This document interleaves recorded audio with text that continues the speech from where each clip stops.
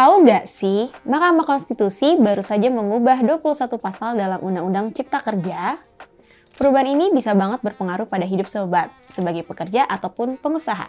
Penasaran apa aja yang diubah? Kita ulas yuk!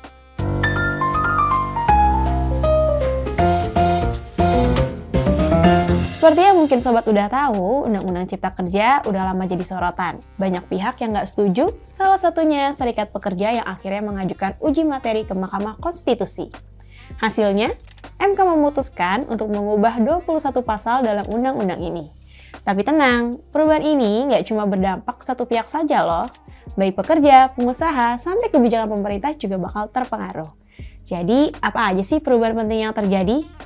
Yang pertama, ada perubahan besar dalam pengaturan upah minimum.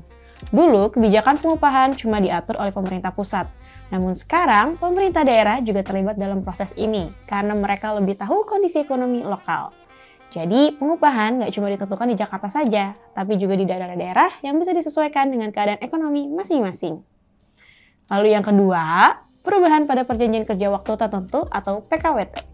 Saat ini, durasinya dibatasi cuma 5 tahun saja, supaya ada kepastian kerja buat para pekerja.